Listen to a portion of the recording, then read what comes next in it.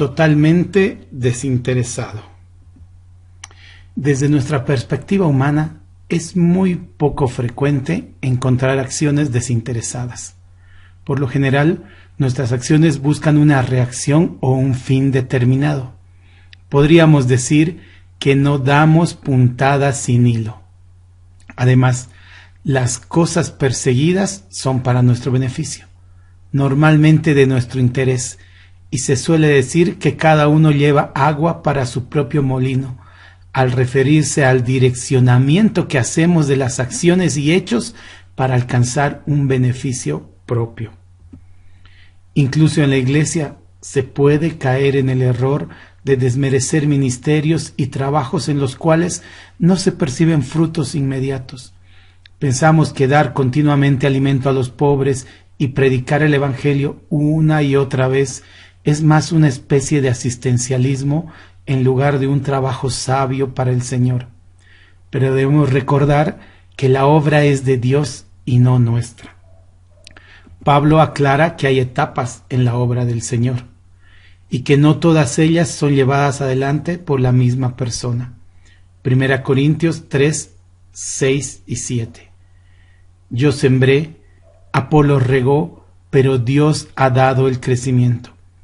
Así que no cuenta ni el que siembra ni el que riega, sino solo Dios, quien es el que hace crecer. Pero aún en esto, nosotros como iglesia parecemos hacer la obra con algún interés particular y no solo el de cumplir la palabra de Dios. Y es en esto, hermanos, que meditaremos el día de hoy, en el interés, el por qué hacemos las cosas que hacemos y por qué a veces nos cuesta tanto desprendernos de nuestro yo para hacer la obra del Señor. Entonces, la pregunta es, ¿por qué hago lo que hago? ¿Por qué decido lo que decido? Cuando tengo que elegir, ¿elijo el bienestar de los demás por sobre el mío? De mi lado, muchas veces decido por conveniencia propia o para obtener algún beneficio. Esto no parece malo en sí mismo, es decir, no es un pecado siempre y cuando esto no sea en desmedro de otra persona. Pero Pablo nos exhorta a considerar y decidir sobre las situaciones tratando de favorecer a los demás, incluso en desmedro de nosotros mismos. Filipenses 2, 3 y 4.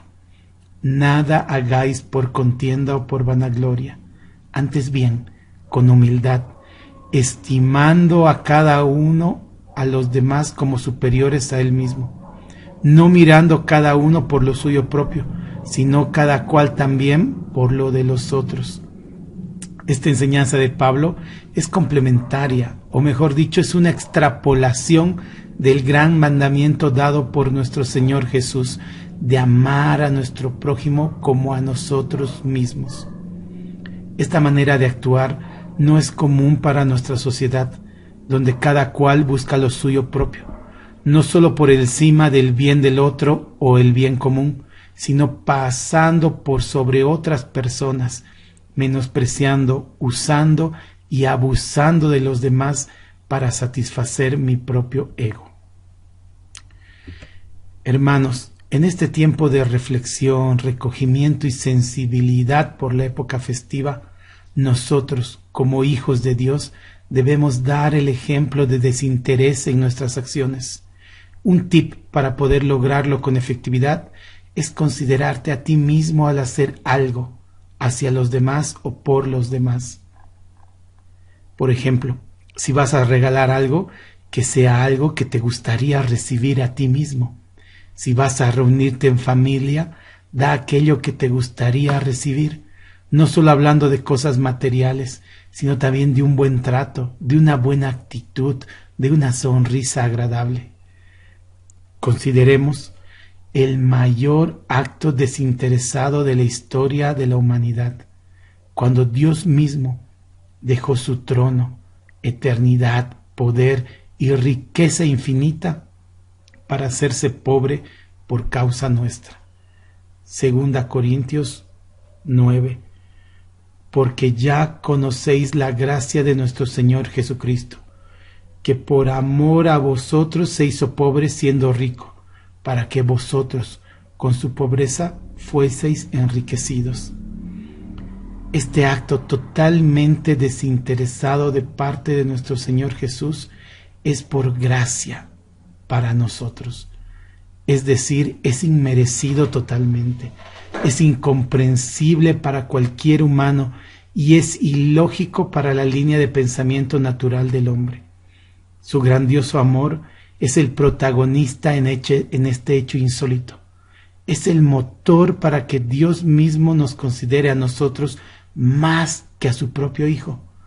También el amor del Hijo que lo impulsó a obedecer a su Padre, no estimando su riqueza eterna, su salud eterna, su poder eterno, su fortaleza eterna como valiosa más que nosotros, sino por el contrario, vivió y murió por cada uno de nosotros.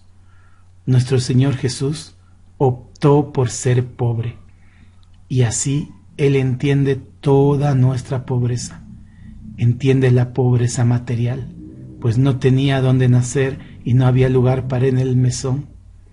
Entiende la pobreza de amistad, de lealtad. Entiende la pobreza emocional. Él enfrentó solo el juicio religioso y político injusto en su contra. Enfrentó soledad, enfrentó la traición y abandono de sus amados, e incluso experimentó el desamparo del Padre Eterno al llevar sobre sus hombros el pecado del mundo.